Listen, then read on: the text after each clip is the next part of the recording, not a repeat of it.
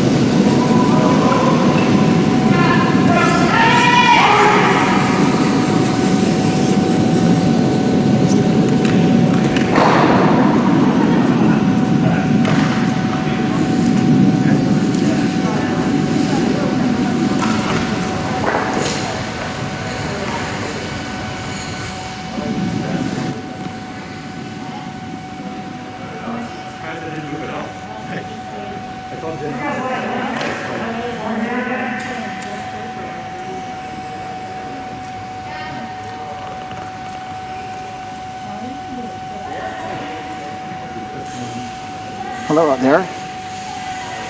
We're on the air. This is your host Ryan with you with the MoPac 2022 Mixed Team Playdowns, coming to you from the Southern California Curling Center just south of Los Angeles. We are witnessing the last of the skip stones in the first end between Team Maxi and Team Mendoza. Team Mendoza has the camera.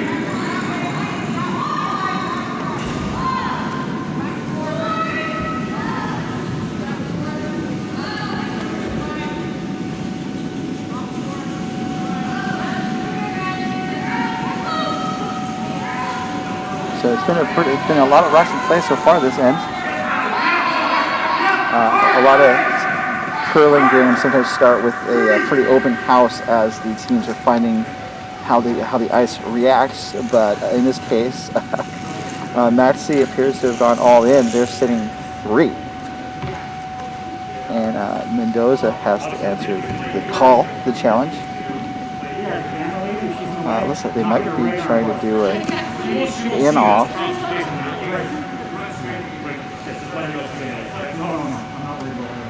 Maybe a draw would be good too. He's an editor. He's after the fact. So this is Skip Paul Mendoza, who's with Hollywood Curling Club. They are they're the primary users, I guess, of the Southern California Curling Center. It's their home ice, essentially.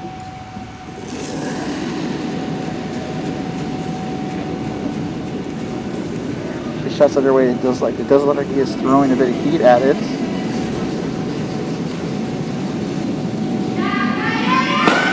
Looks like he's going to hit on the outside.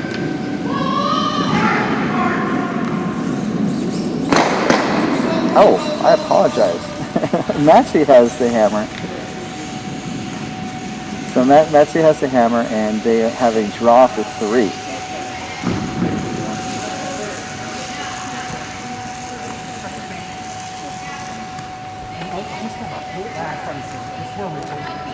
So this is the mixed team Playdowns. Friend Maxie is from a combination of Coyotes, Silicon Valley, and the Capital Curling Club. And here comes Fred Maxey's final shot of the first end.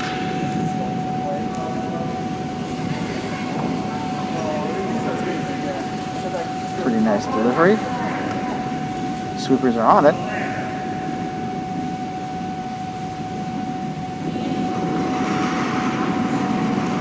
I heard someone say it's all there.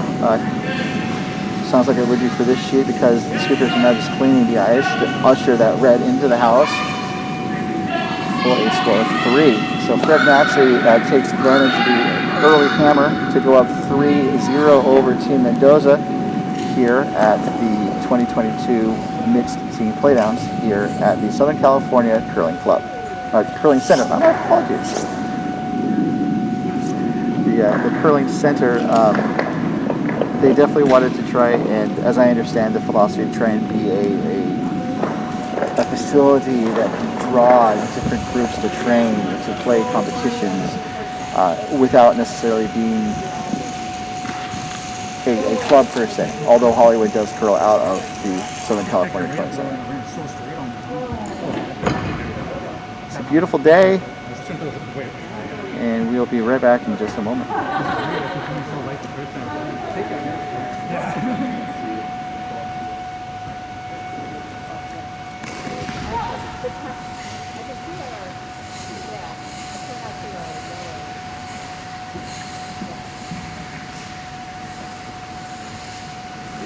Here is the first shot for Team Maxey. This appears to be the lead, Gabriel Coleman, who's returning to curling after a long break. She has a lot of competitive curling from 2006 to 2014 under her belt, including the U.S. Olympic team trials in 2009. So this shot is just kind of walked down into the house, and it's going to settle into the top of the forefoot.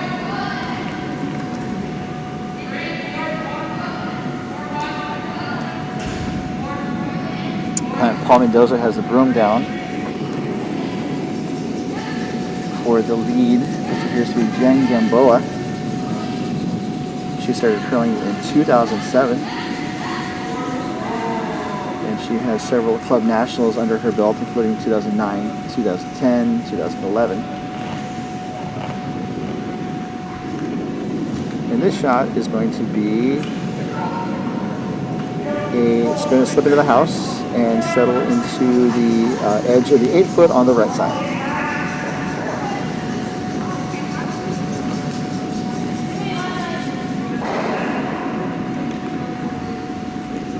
So with rocks in the house, the free guard zone rule is not currently applicable, and it looks like Maxey wants that yellow rock gone. Here comes the shot from Coleman.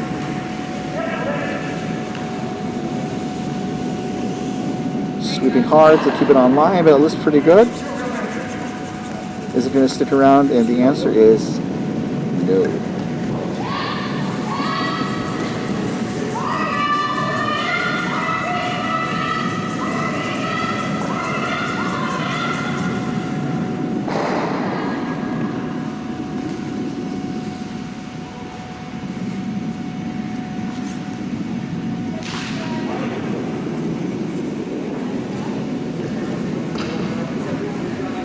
Here comes the next shot from Gamboa. And it looks like they are going to draw or put up a guard. It looks to be a guard at this point.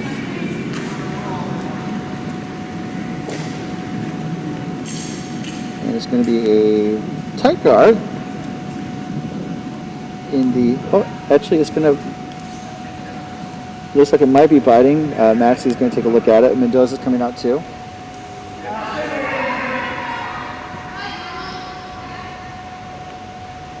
And it looks like it's going to, it looks like it's in the house. So Maxie's going to go after it with the second.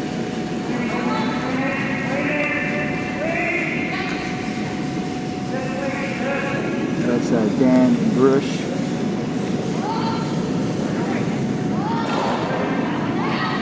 And there's another takeout, well executed.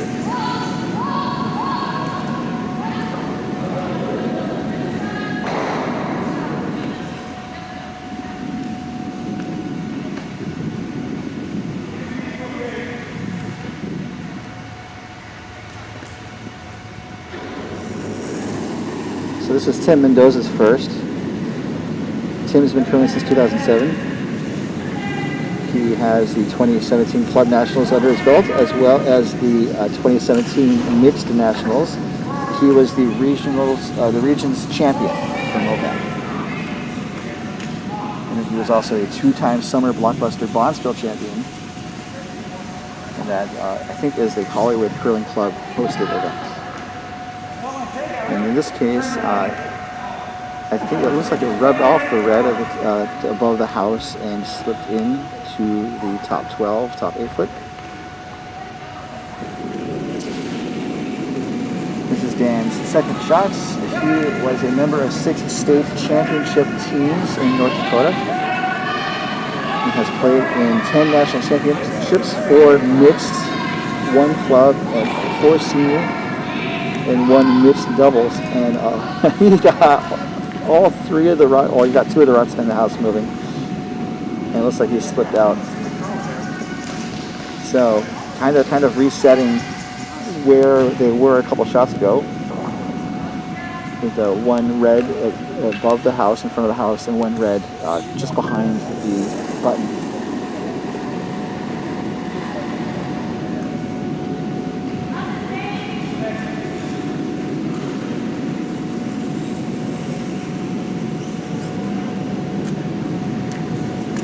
They're cleaning it. It's going to perhaps draw around the red that's essentially a guard in front of the house.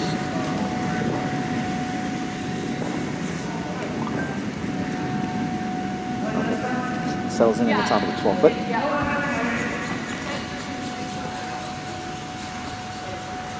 So now we're going to turn our attention to the third for Team Amatsi. This is Michelle Wagner. She started curling in 2003 and has participated in 8 qualifying national championships, 2 non-qualifying events, and an Olympic trial. So you're going to get rid of that yellow.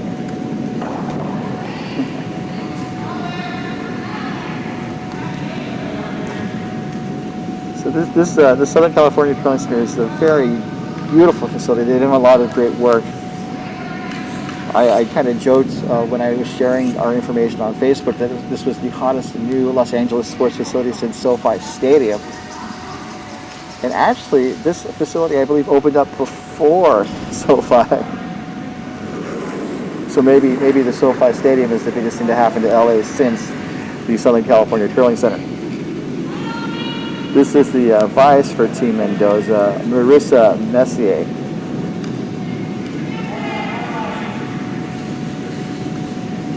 Looks like I think we're going to try and draw again, and this appears to be over curling, especially because it taps that red in initially behind cover, but then it pokes out. But I don't think Mendoza will want to make a play on that right away.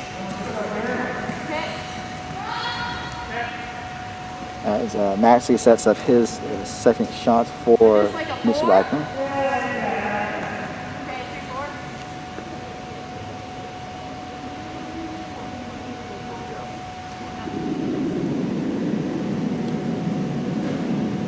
I think they're going to try and draw. Here's Wagner's shots.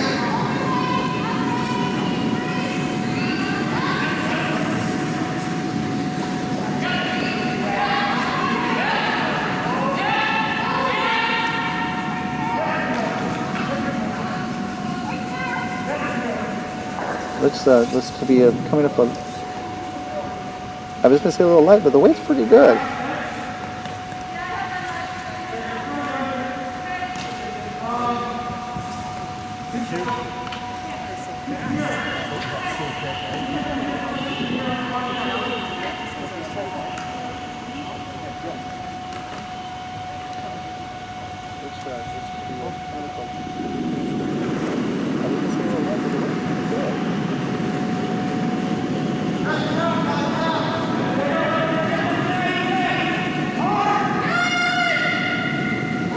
Looks like Mendoza's throwing a little bit of heat, on hoping to make contact on the red at the top of the house.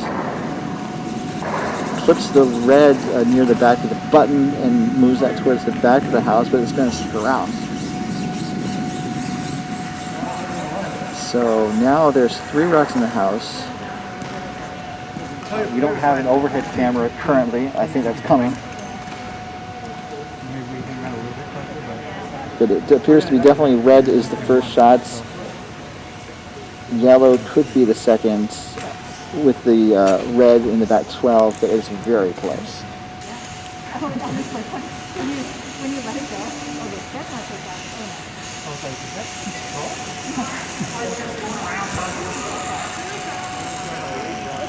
So Fred Maxey has lined up his shots,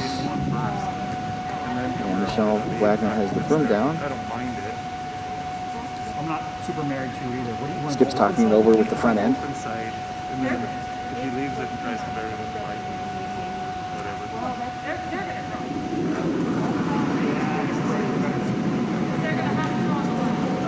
So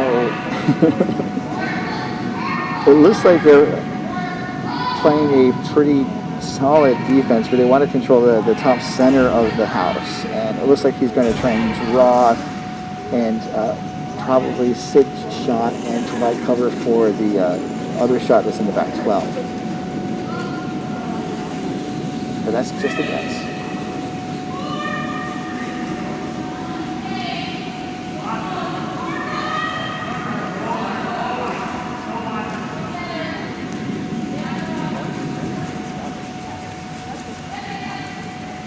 Sweepers are going pretty hard to get it there. It's going to be a tight guard biting the top of the 12-foot.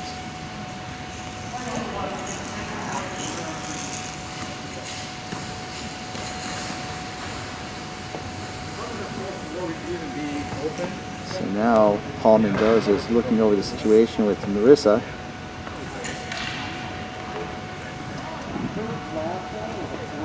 It looks like they're going to be looking at a draw. That's where the broom is, to set up for a draw.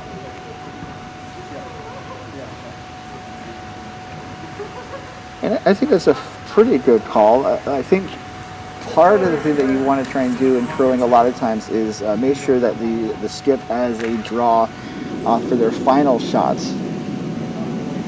And this is the next to last shot. So perhaps you would maybe want to try to set something up.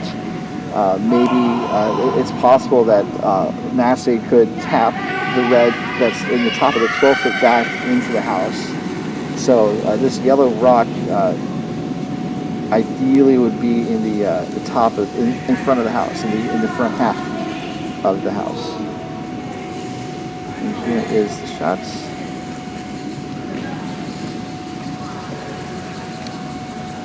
Sweepers are on it. It's not curling up a lot. It's only seeing about a foot or two of curl. And it's going past the tee line, the line that bisects the house horizontally from our view. So I call this a tasty target for Maxey, and that appears to be the shot that they've lined up to just get rid of that yellow and make Mendoza draw again, which he hopefully would make because he just did it.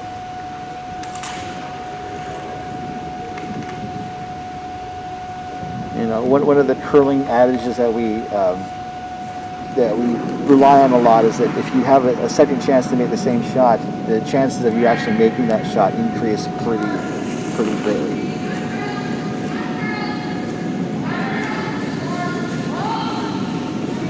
So here's the shot. He's throwing some weight at it. Sweepers are on it. Looks like they need to keep it straight. It's really curling a bit down the center, but it's going to be right on the nose. Just a little bit of roll towards the center, but now the tasty target has shifted to Mendoza. So instead of drawing like I thought they perhaps would do, they're going to just do a hit, hopefully stick around, and settle for one.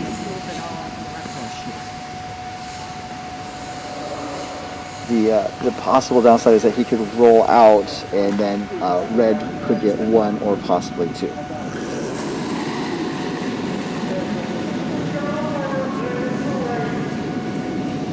So this is Paul Mendoza's last shots in the second end. The weight's definitely there. Messier calls the sweepers off. Now they're going. So they're trying to curl it over a little bit.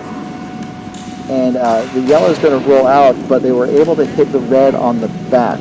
So the question of what was the second shot is not a factor anymore because the possible second shot for red is gone.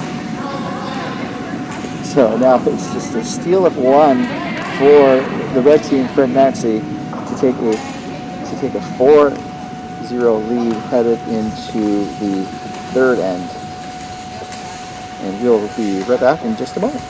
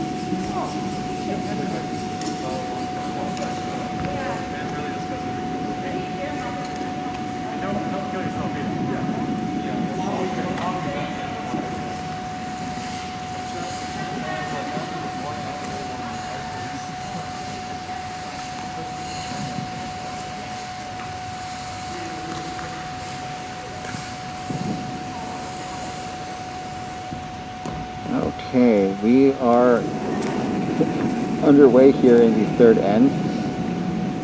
This is the third of 8 possible ends, as opposed to the other playdowns that we've broadcast. This is an 8-end format as opposed to 10. And this shot appears to be a guard. It gets over the hard line, which it did not.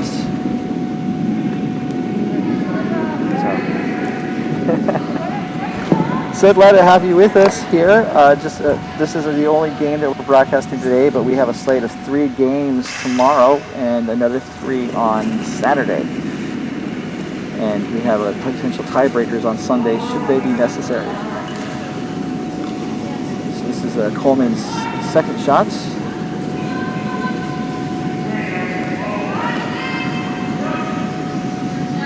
And this one looks like it's going to slip into the house. Although it is hitting the brakes a little bit. It is okay. It is slipping to the house. Hopefully, they want to maybe try and freeze on top of their rock on the button, but didn't quite get there. That was probably maybe a plan B.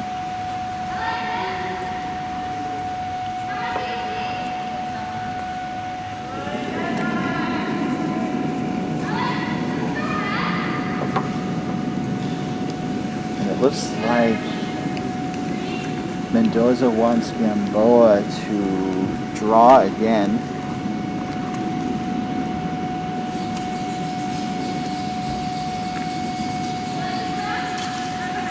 Yes, they wanted to put up another corner guard. And the weight is better this time. It is a middle guard in the 2 zone if you're using the Furby numbering system. And it looks like Maxey wants to maybe take advantage of that guard and draw around it.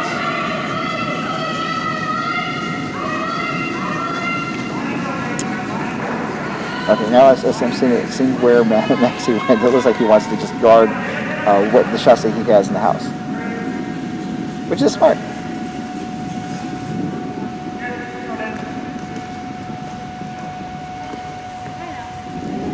Okay, so that was the 5th rock in the end, so that means the free guard zone is over, and Mendoza could start removing the guards in front of the house.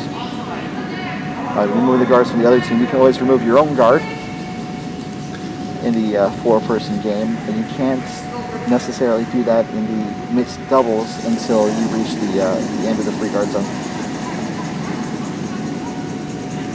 So this is Tim Mendoza's shot.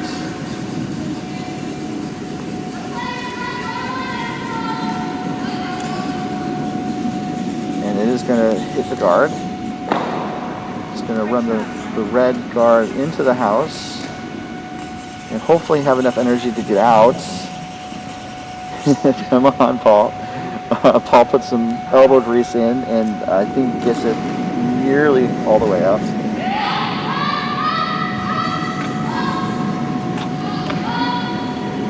So there are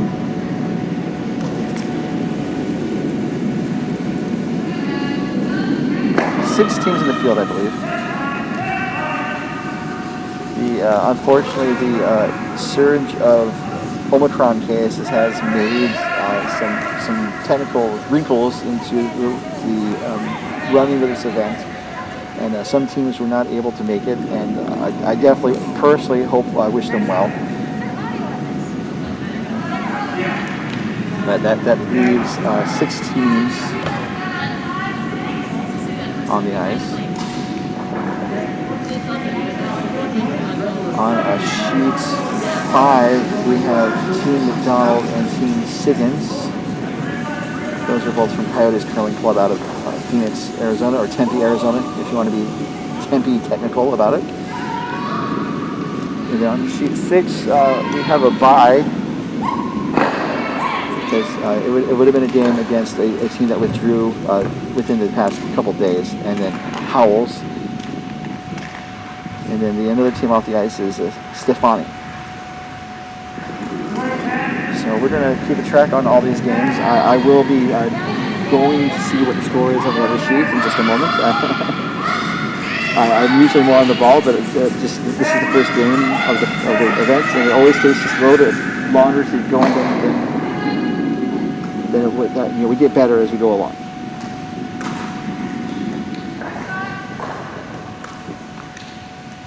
So this is Wagner's shot. It looks like they want to, I think, just chip out that yellow that's sitting in the top 8 foot.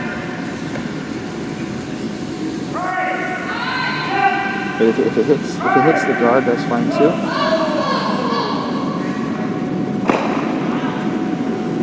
Mission accomplished. It does hit the red that was moved to the back of the playing area. And then one of the other reds, it looks like kind of slipped into the house on the right side of the 12-foot. So again, a pretty tricky situation developing for Team Mendoza. I think they want to... I would probably maybe just draw on top of that red, maybe tap it back a little bit, but you don't want to get rid of it. And this is Marissa Messier's shot. She competed in Club Nationals 3 years in a row, 2009 through 2011.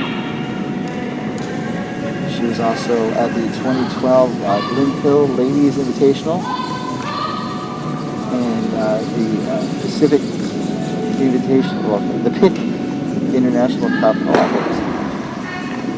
Just a little bit heavy on that shot, and it slides through the house. I don't think they made contact.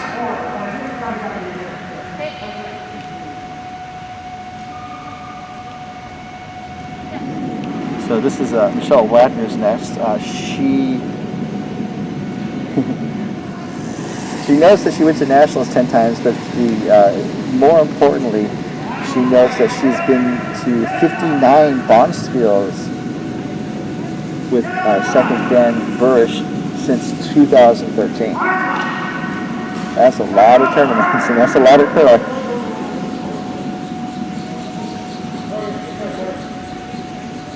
Oh, what a pretty nice shot. It gets around the guard. And it's going to settle, I think, just a little bit behind. No, it's right on the tee line. So it's a little bit behind cover.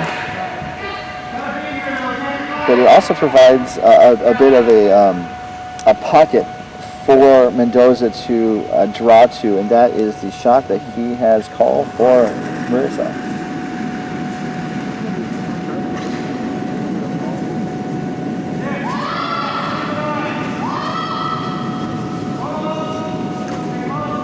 Tim Mendoza sweeping pretty hard on it.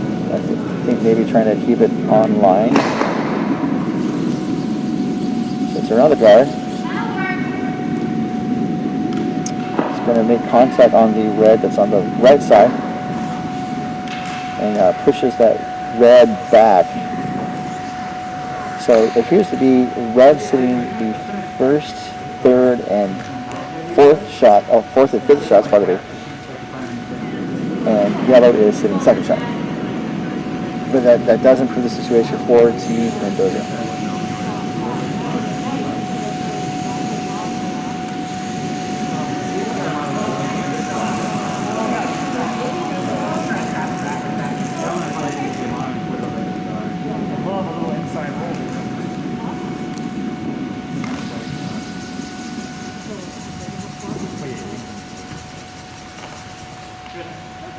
So for Maxi's first shots, it looks like they want to maybe just draw in.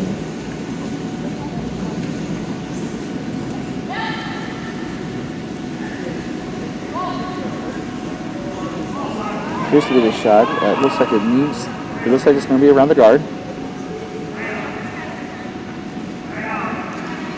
Looks like he's throwing with the back line weight, so it's going to basically kind of tap that yellow back towards the back 8 foot,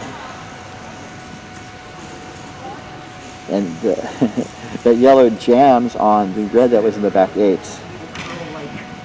So that yellow is probably not going to go anywhere for the rest of this end.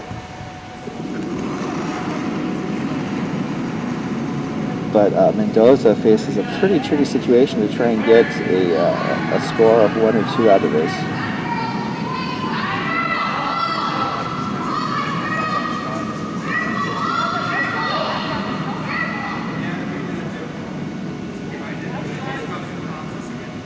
So they're initially starting to look on the right side, but it might be better to maybe try and draw onto the left side, or possibly run the yellow back into the reds that are sitting in the center of the house. But it looks like they've, I think they're maybe trying to go for a double. Which also makes sense, because but looking from this angle, you can see that red is pretty wide open. So if Mendoza, Paul Mendoza hits it on the correct side, probably both of those reds in the center will go away.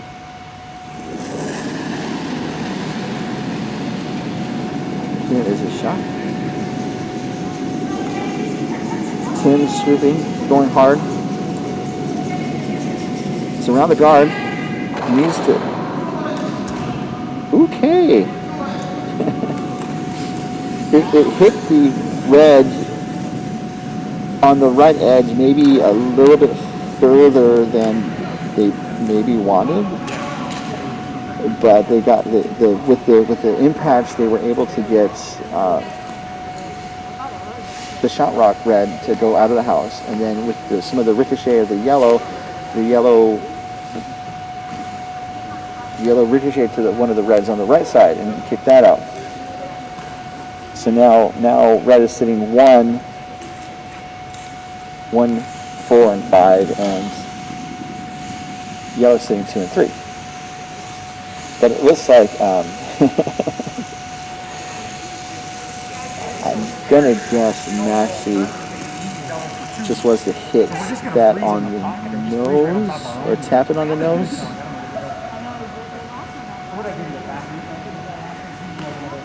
And basically be sitting 2 and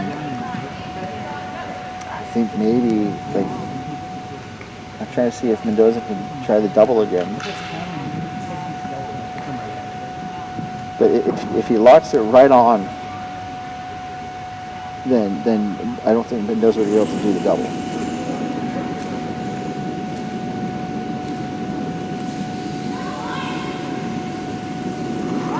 Strippers are on it. I think they want to do the freeze or a tap.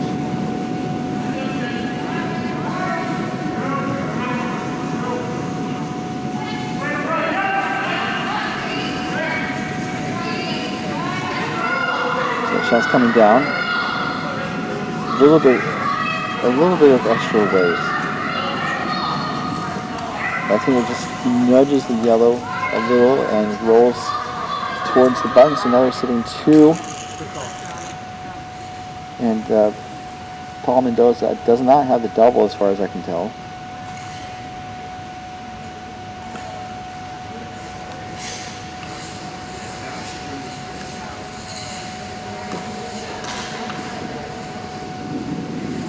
It looks like they're going to maybe looking to try and hit those 2 reds. Now they're maybe looking at a draw. The draw would be the safest shot. Hopefully to be able to sit 1 like by kind of tapping that red that's red on the button a little out of the way. But then also it would just potentially minimize the reds potentially the steal. Here we go. This is the last shot for Team Mendoza here in the 3rd act.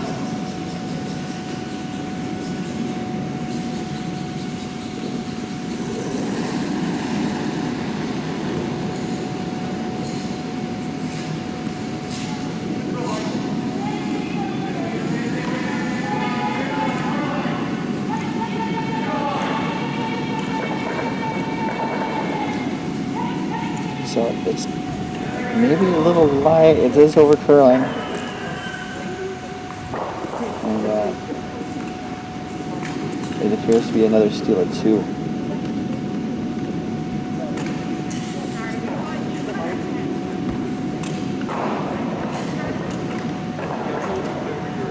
So let's take a look at the around the rings and see what's happening on the second game.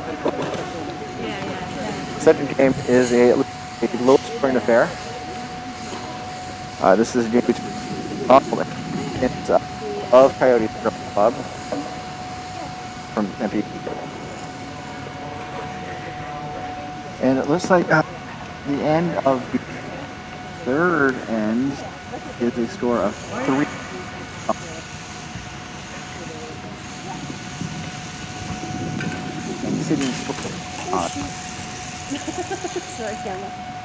As for the technical things.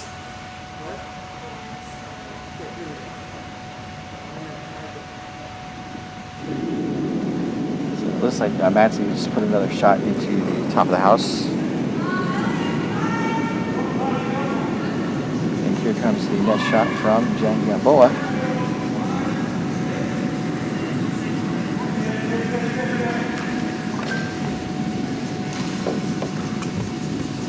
Looks like it's going to be another guard.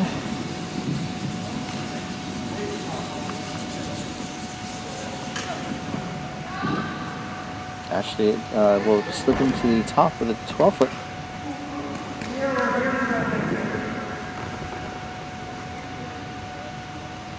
After this end, we are going to take a 5-minute break.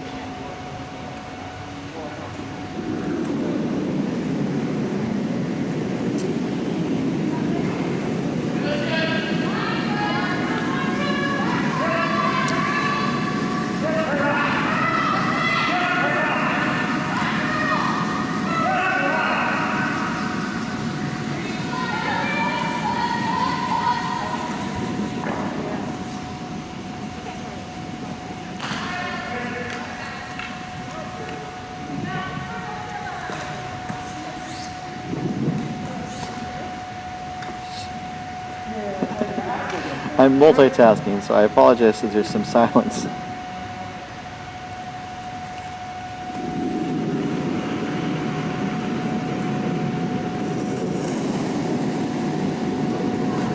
Here's the shot coming now from Tim Mendoza.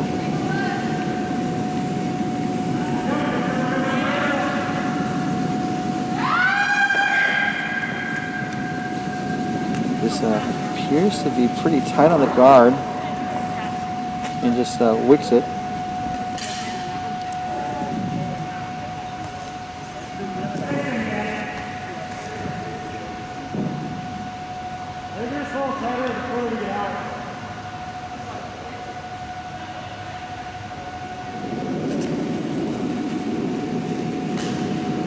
Here's the next shot coming from Dan Goresh. One of his notes says that he played in 3 challenge round events in mixed doubles and men's qualifiers. He notes that the pinnacle of his curling experience was traveling nearly 50,000 miles, that's 49,990 to be exact, to Bonspiels with Michelle Wackman. So there's a couple different ways to look at their curling experience, either 59 Bonspielos or nearly 50,000 miles. But that is a lot of curling experience, and I hope it sounds like a lot of good times. I'd be interested to hear some of them been talk about it some more.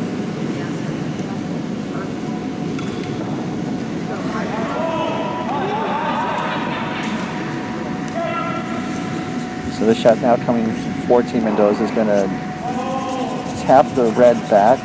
I think they would have liked to have gotten a little bit more roll because that red is open, and Maxie wants it gone.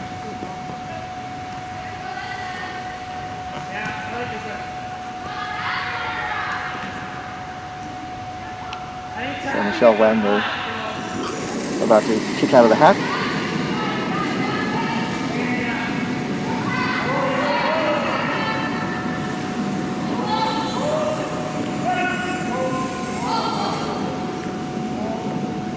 Just cleaning. It's curling up. And gets rid of that yellow. Mission accomplished.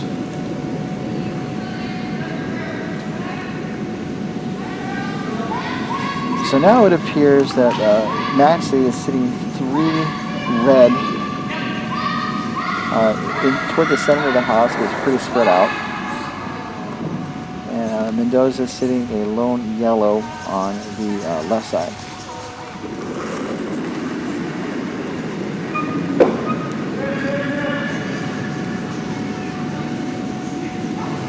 This is Marissa Messier's shot coming.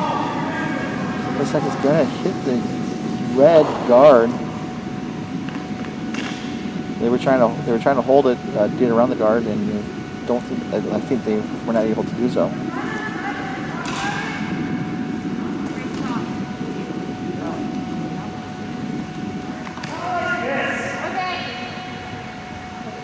So it does open things up a little bit.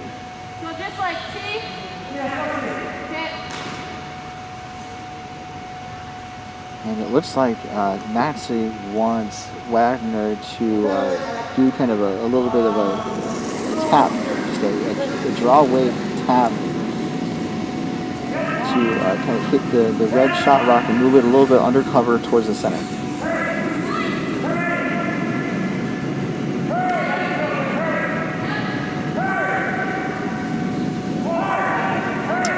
So it is curling up a bit. I think they're looking at a plan B. And I would think it's a bit of a miss because now it creates a bit of a pocket for Mendoza to play with.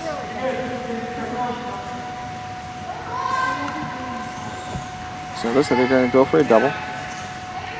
And they just have to hit it like right towards the middle.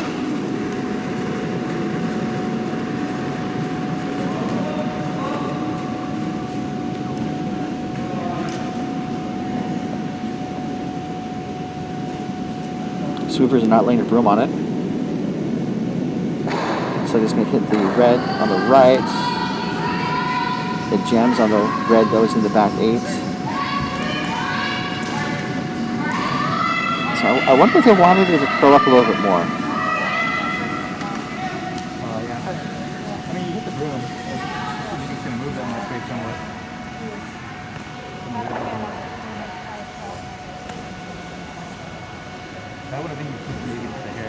So now Maxie is sitting just the one shot, top of the 8 foot, biting the 4 foot.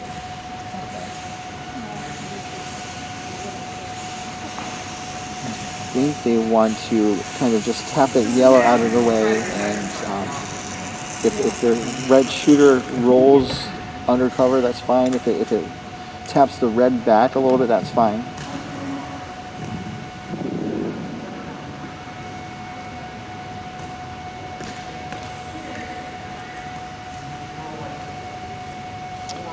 Here we go. This is Fred Max's first shot here in the 4th inning.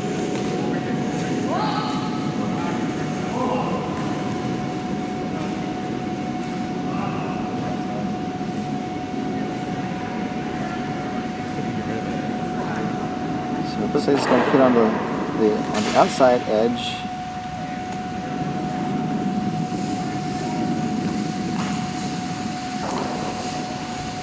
It looks like it opened things up, but it didn't help Maxie. And I think I might open up an opportunity for Paul Mendoza to get a deuce. Although it looks like they might be looking for more. Because right now, that yellow shot rock is pretty exposed.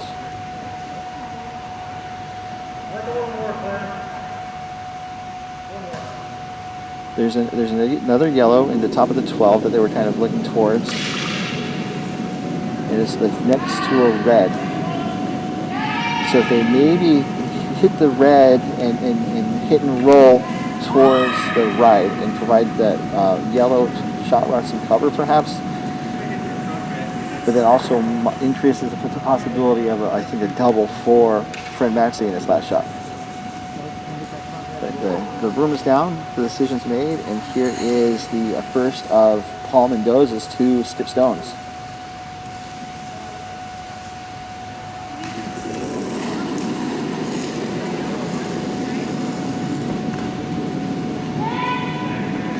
So it looks like they want the double. Not the double, I think they want the hit and roll, I apologize. Sweepers are on it. It's around the guard. It's the red. Ooh! I was thinking they might have a little bit more action on the red that was in the back of the house, but it did not really push that red very far. So now yellow is still seeing a shot rock with the red second, but there's a bit more yellow in the house this end.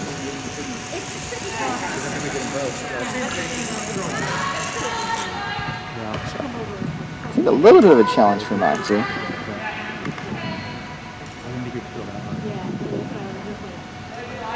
They want to get rid of the yellow shot rock. I think they want to stick around, because if they don't stick around, that leaves that red in the back 12 pretty exposed.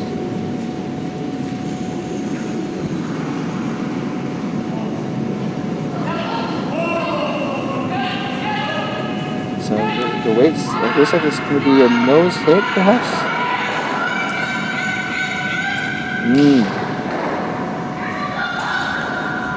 Again, I think that they're not bad misses, but these are just these are not outcomes that are beneficial to Maxie. So I had to call them misses.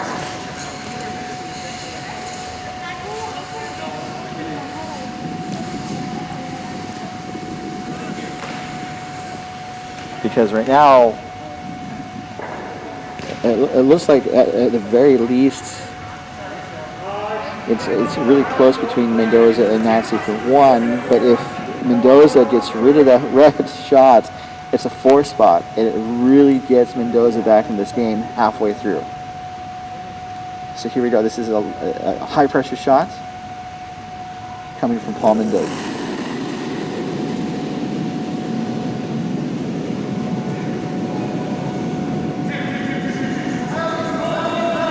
Now Tim is going off for it.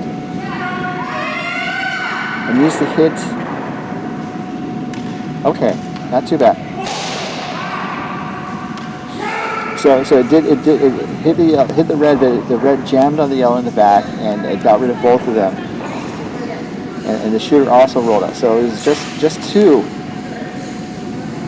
but still much needed to get Paul Mendoza and the rest of his team on the board as we head into the fourth end break. We'll be back in about 5 minutes here as our broadcast continues. Just to let you guys know, for the Can I still quit? You're tuned into the 2022 MoPac Mixed Team Playdowns here at the Southern California Curling Center. We'll be back.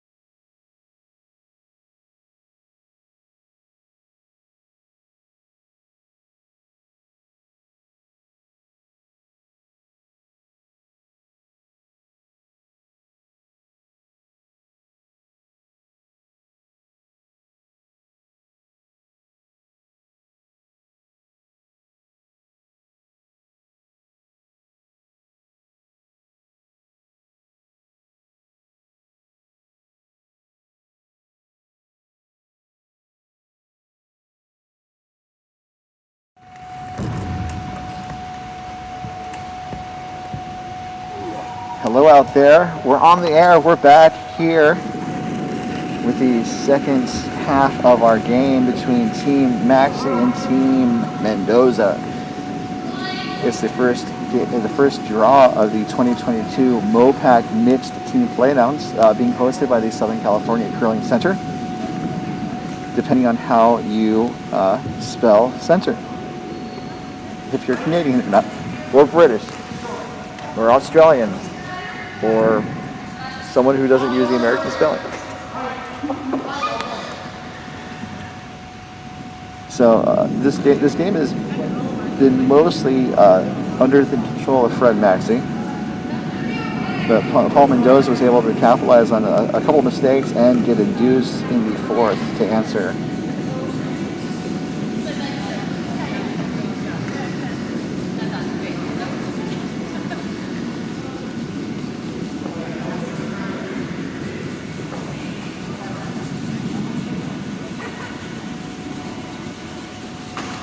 Early going so far in this end, it looks like Mendoza's put up a high guard, and it looks like they drew into the top of the house with the second shot.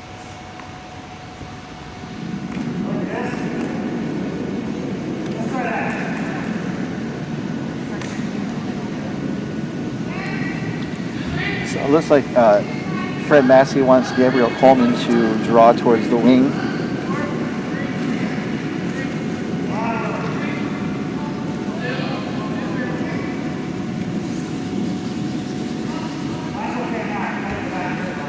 Supers are giving it a hand.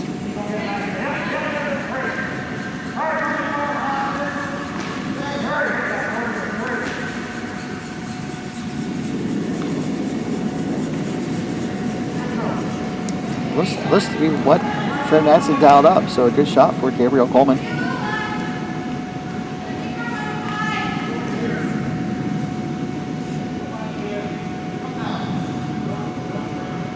Looks like Paul Mendoza wants Tim to maybe draw around if it taps the red in the top of the house. That's also fine. So in this shot, you can see the clock in the background. We are playing with USA Curling competitive rules for the most part. That includes timed games. The clocks are set for 8 ends, of course, and not the full amount of time that you would get for a 10-end game. And then everyone also has the oh-so effective, ineffective orange boom pads. Those are competitive boom pads that are intended to make sure we all play on a level surface, as it were. No pun intended. In terms of the quality of the broom pad.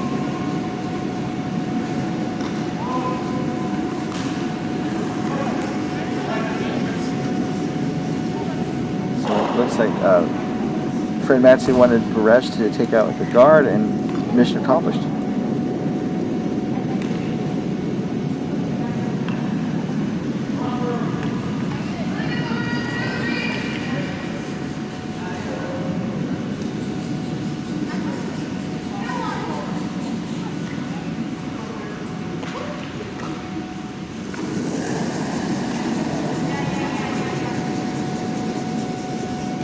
After drawing to the top of the house for his first shot, it looks like Paul Mendoza wants Tim to, I think, draw around fully and be closer to the button.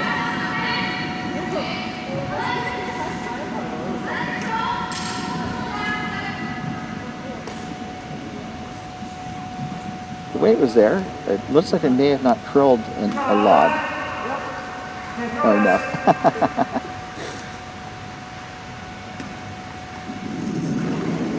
So now Massey just wants Dan to get rid of that yellow. Get it gone.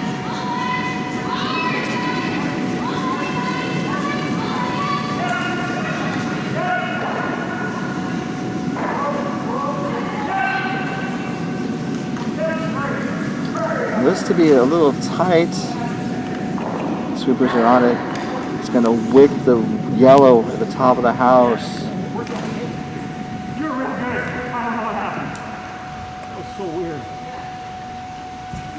So it didn't necessarily accomplish the primary objective, but it looks like it opened things up a little bit.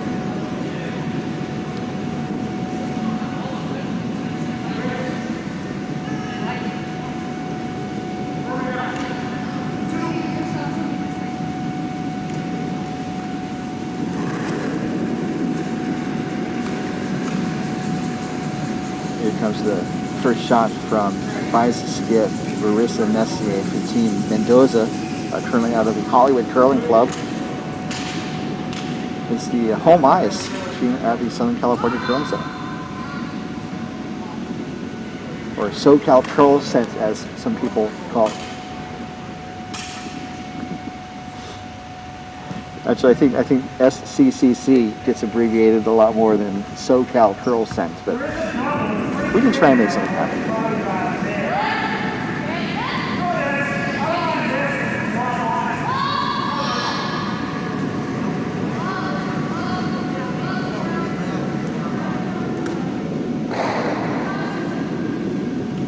So it looks like Nancy wants Michelle Wagner to take out the yellow shot rock in the left forefoot.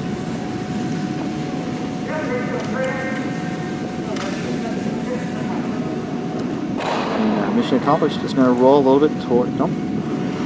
Rolled a little to the left, but not a lot. So looking at the other sheets, the game between McDonald and Siggins. Pretty sure it's Siggins. Nope, it's no, it's Siggins. Siggins stole one in the fourth. So it's all tied headed into the fifth here on the other sheet. This is Wagner's second, or sorry, Messier's second.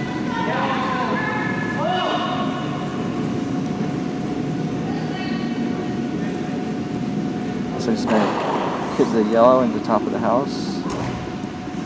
Do a little pinball action, then gets rid of one of the reds and and the yellow that got kicked into motion settles into the top four to be shot stone.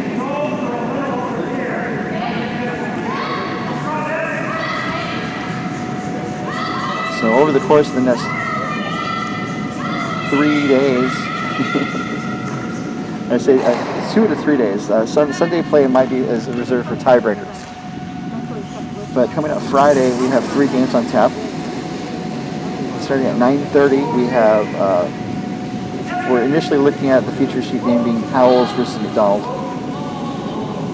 And then we have other games dialed up at 2:30 and 7:30. And that's coming up on the MoPac YouTube channel. And that looks like a pretty decent shot, a really great shot from Michelle Wagner.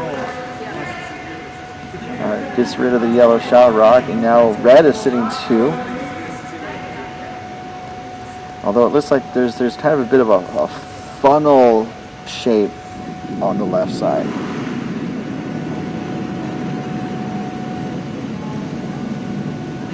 Team Mendoza does not have the hammer this end. So it might be looking to try and make sure that they don't give up a multiple point score.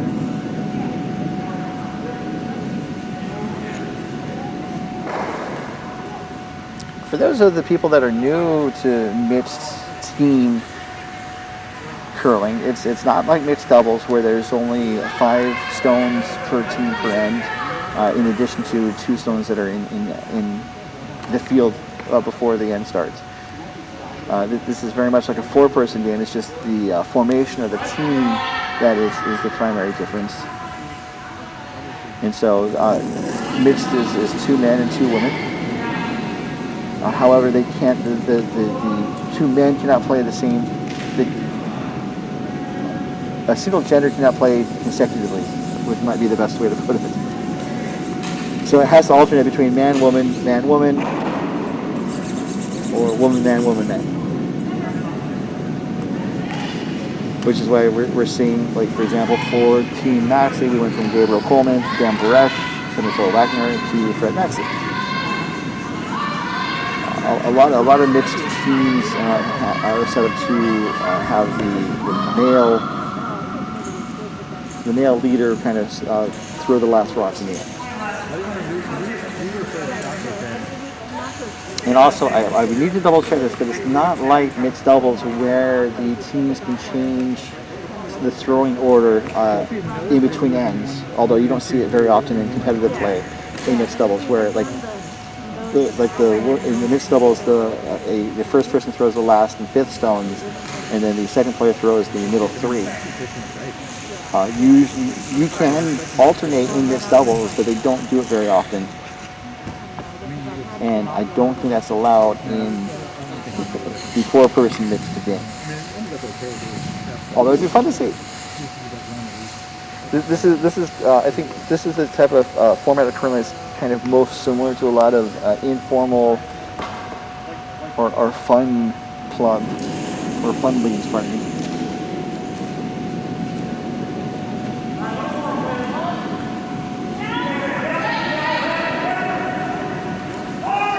Looks like they want to kind of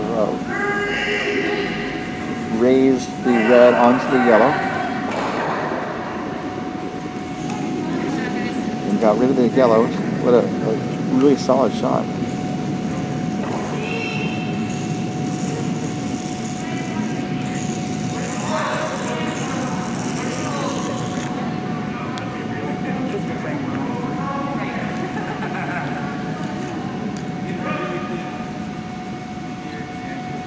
So earlier in the broadcast, I mentioned that the surge in coronavirus cases has had an impact on the event, unfortunately, with several teams unable to make it. I just wanted to let everyone know that we are following COVID protocols in the building. That included making sure that everyone had received vaccinations and everyone has or is receiving tests to make sure that they are not currently present with COVID, one with the COVID. So this is Paul Mendoza's last shot.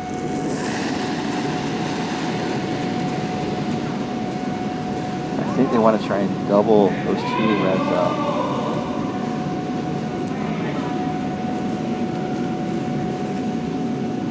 Gonna get one.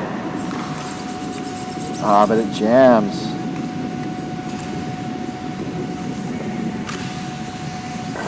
And knocked one of the other reds out of the way, but it did not push it far enough. So now red is sitting 2, and friend Messi has a pretty good opportunity to get 3 back.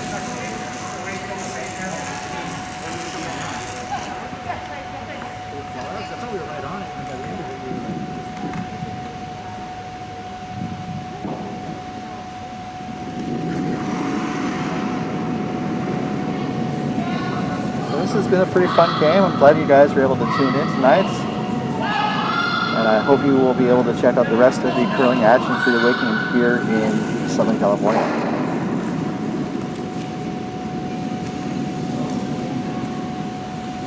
Sweepers are on it early.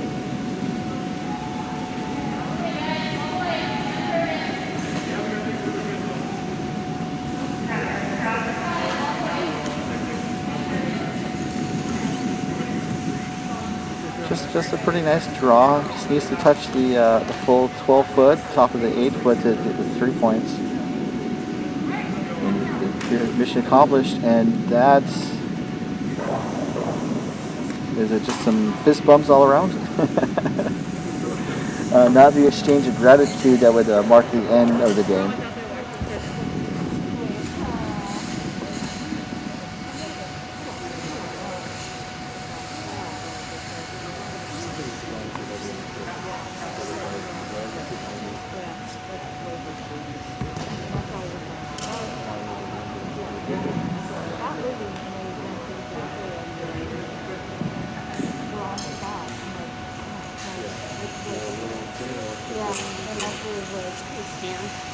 Both teams having a bit of a conversation before resuming play.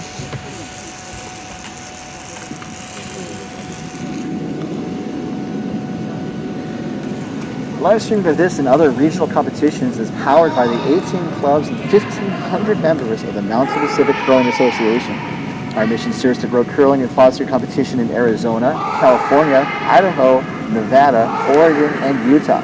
Visit MoPacCA.org today to find a curling club near you or for help starting a club in your community.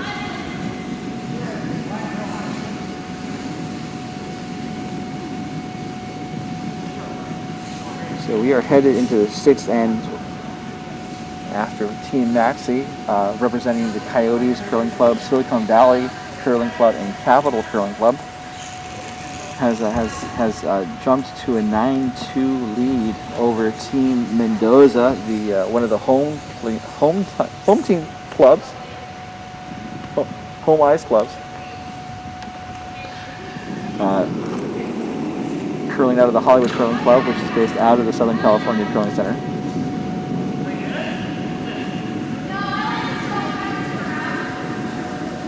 So Gabrielle Coleman throws her first rock into the top of the house, and it looks like Team Mendoza wants to put up a corner guard. And Jen Gamboa does just that. Oh, it's a little wide.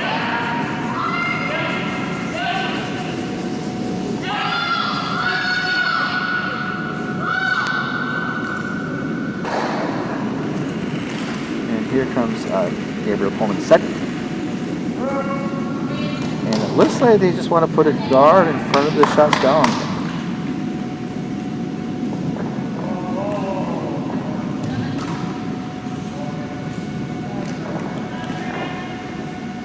It's curling up.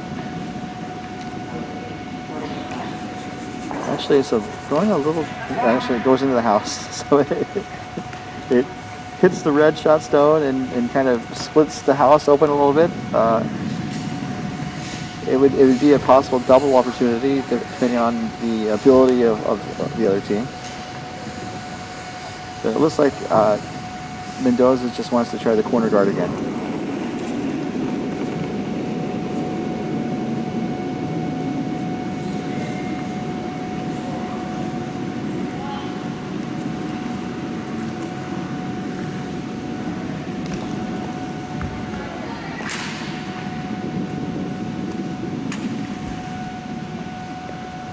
This one is much closer towards the center line, towards the center of the sheet vertically.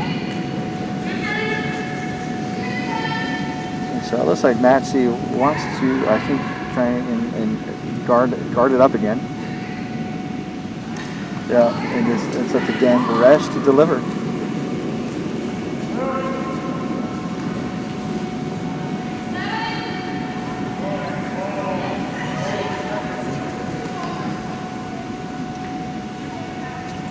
I heard someone call it 7, which if it's on our sheet would mean that it's going to be not a guard, it's going to be closer towards the tee line. And it looks like it is going to be not quite tee line. It looks like it was kind of like in between the guard I thought they were going to throw and a tee weight. So now there's a double opportunity or a potential triple opportunity. It looks like Paul Mendoza wants Tim Mendoza to just get some of those red rocks moving.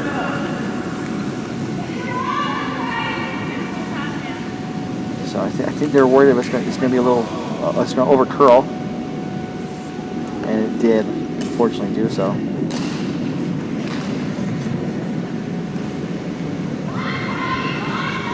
So now Fred Maxey wants Dan Baresh to clear out the opponent's guards. And here comes the kick.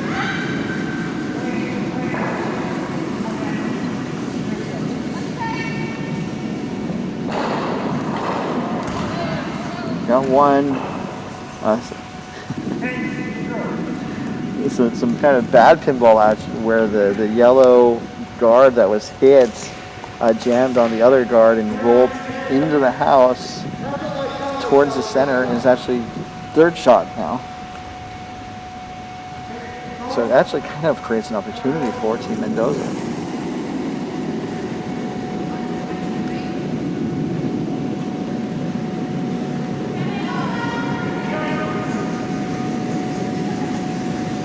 there's a bit of a pocket, and it looks like Team Mendoza wants to take advantage of the pocket that those red stones have sort of created. This one looks like it might be overcurling a bit, and it does kind of wick off the red that's at the top.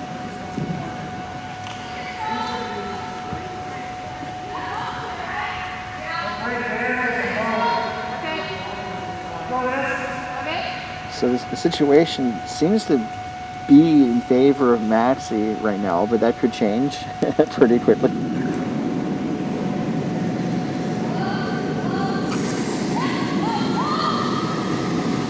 And here comes the shot from the vice skip for Team Maxi, Michelle Wagner.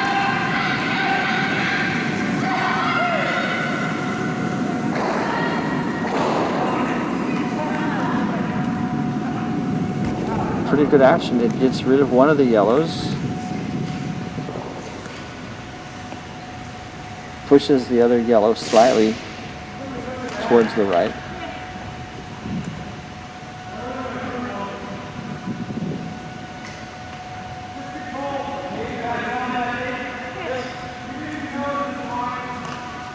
So with a considerable number of reds in play, I think Team Mendoza just wants to start clearing some of these reds out and hopefully reducing potential counters.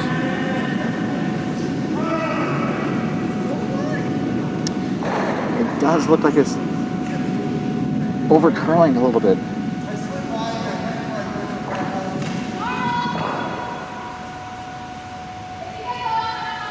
And it overcurled and it was a bit light, so it actually tapped one of the reds towards the center, towards the button.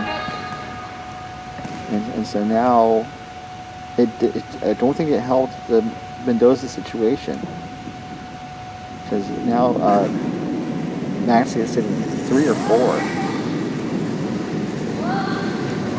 Although there is a pocket for Mendoza to potentially use, and I think Maxi wants to take that away.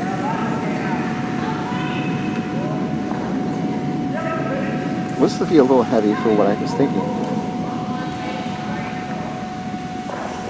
But if it hits the right place, hit the top red towards the center and roll to the right. So the pocket is still there. There's not, I think, a high likelihood that Team Mendoza is going to be able to score on multiple points, although there's still 3 stones to go.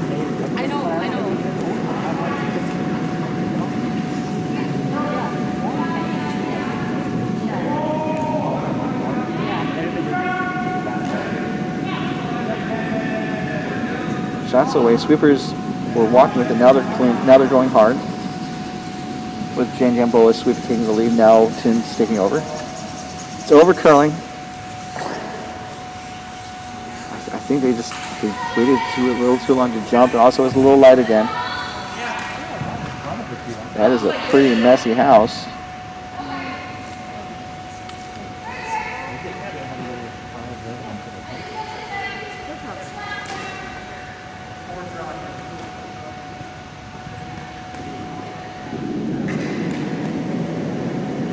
I would say that you tune into the classic rock station because that's a lot of rock in play right now.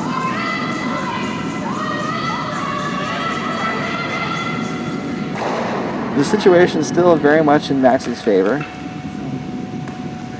Although now there's a possibility, I think now the possibility is open for Mendoza to get a deuce if Maxi makes a misstep.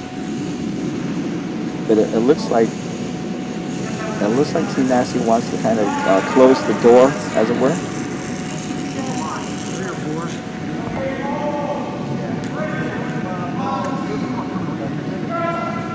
This just based on where Michelle Wagner has the broom down. I think they want a guard. As Fred Maxi talks over the shot, which is for an end.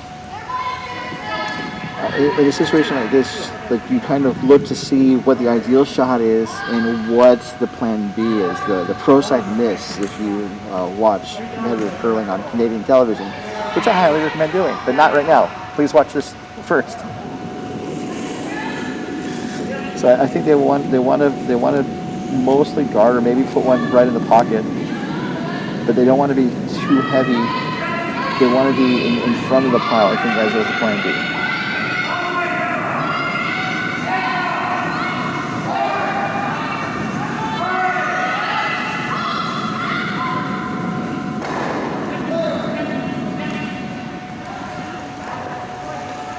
Sweepers were going pretty hard, and it looks like it did provide a guard.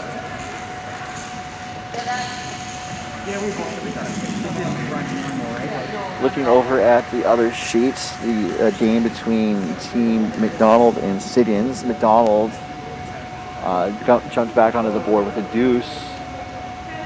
And so now the score is 5-3, McDonald over Sidians in the 6th end. So this messy house is not going away. Just kind of like me on chores day on Saturday. But the messy house never goes away.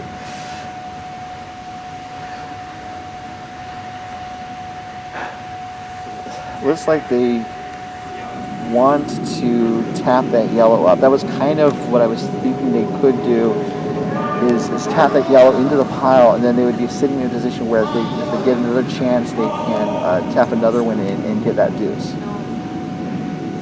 But this is Paul Mendoza's first shot here in the 6th end.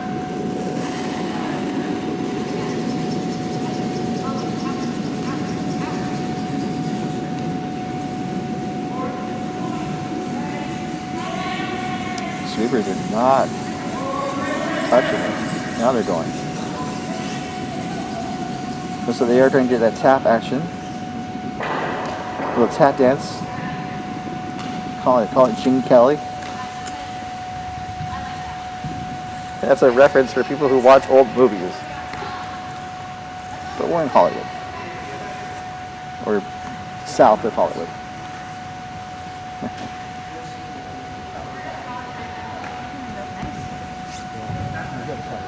So I think that was a pretty good shot from Paul Mendoza to kind of change the situation, especially considering that they can't really get rid of a lot of these rocks.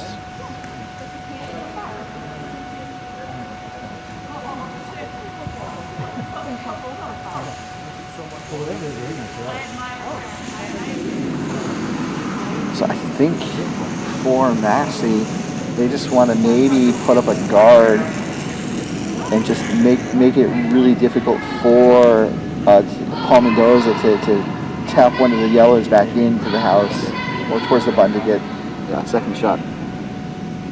Although I say second shot, it looks like red still might be shot wrong. Here we go. This is the last stone for Fred Maxey. Okay, so he's throwing weight. Ooh, and a bit of a chain reaction. And that was a really, really good shot.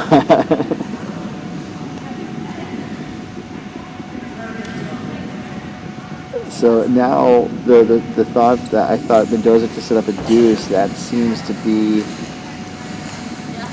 less likely. I don't think it's entirely impossible. I think there's still a low percentage shot to maybe get 2 out of this. But Team Maxey has not made it easy. They are sitting 3 right now with the house split. Now, if the score was different, if the score was closer, Mendoza would perhaps maybe want to try and just draw and just take a 1 to get out of the end. But it's the 6th end. There's only 2 ends to go after this, and this is, I would say, this is the game. And I think like she hasn't played enough that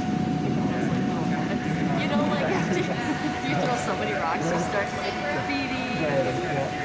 It looks like I think they maybe want to try and like they want to hit the yellow, perhaps.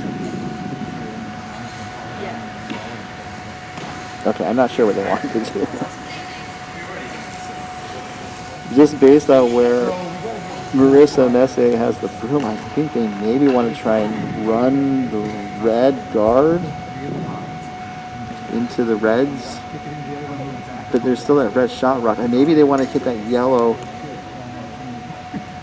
the yellow that's in the top of the house towards the red and get some pinball action going. But this is a key shot for Paul Mendoza.